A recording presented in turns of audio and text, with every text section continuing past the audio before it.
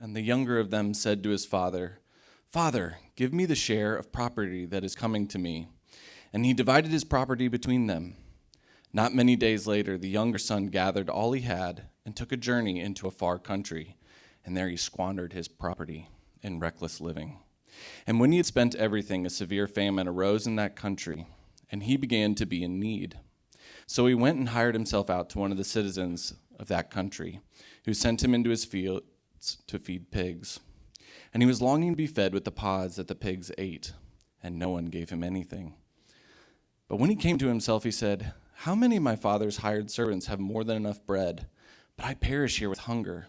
I will arise and go to my father, and I will say to him, 'Father, I have sinned against heaven and before you. I am no longer worthy to be called your son. Treat me as one of your hired servants.'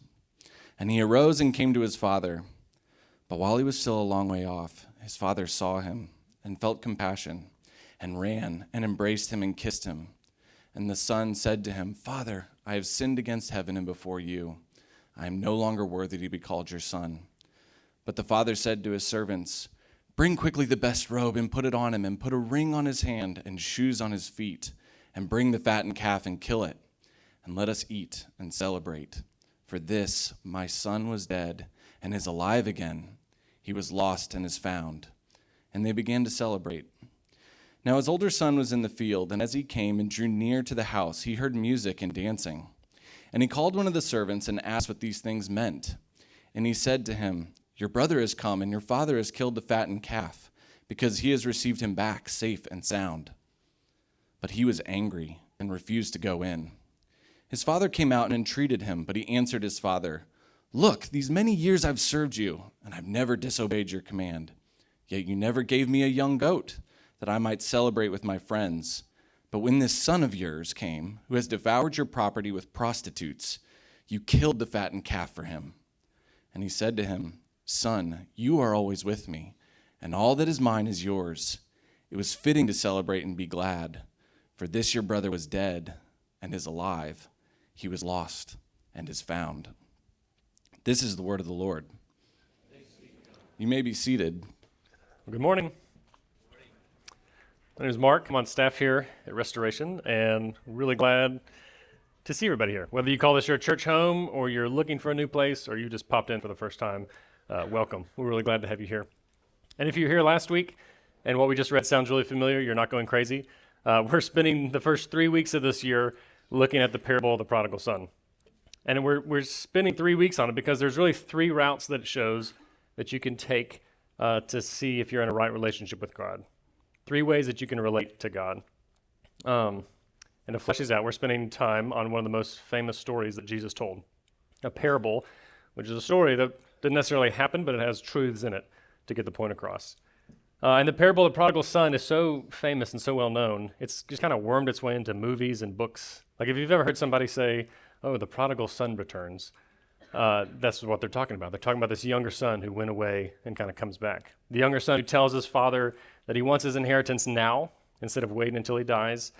He basically tells his dad that he doesn't care if he lives or dies. He just wants his stuff. He wants his money. So the younger son takes his inheritance. He runs off. He blows it on women and whatever else was available.